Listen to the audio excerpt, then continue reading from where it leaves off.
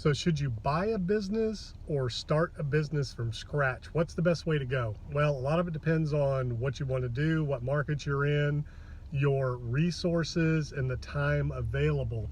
It's much easier usually to buy an existing business and take the existing infrastructure, systems, people, operations, and grow and scale that and build it out.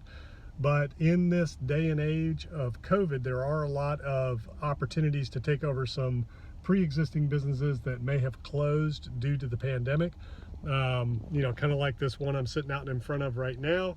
There's a restaurant over here that at one time it was a Zen Burger. It was a thriving restaurant in a good location, but they closed, mostly due to the pandemic. I don't think they're going to reopen. I think they were struggling a little bit before.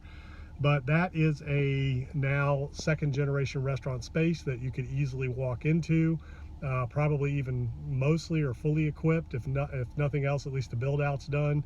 So you can walk in there, put another concept back in its place once we get through this. But a lot of it's going to depend on your area, what's going on, what your resources look like, versus going out and taking over or buying some existing operations that are already opening and using the back office, the systems, the people, and growing and scaling that. So you want to weigh the opportunity, look at what it is, where it is, and how it's set up, and determine whether or not it makes more sense to buy than it does to build.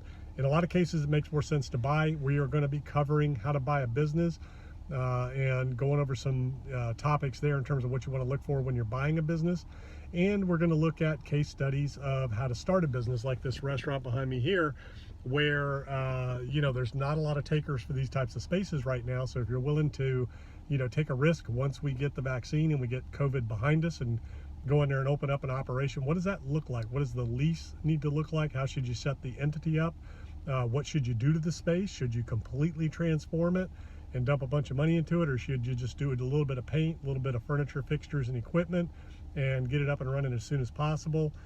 There's a number of ways to go about it. You can get a restaurant reopened, back up and running very quickly within 30 to 45 days of receiving the keys to the space if you're organized, dialed in, and know what you're doing. Now, if it's an existing thriving business, or at least it once was thriving, and the systems are already in place, it's already up and running, the people are already in place, it's much easier to go in there and take that over and grow and scale the operation from there and expand from there.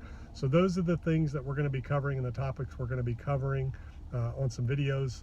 So stay tuned, keep watching, and I look forward to seeing you on the videos.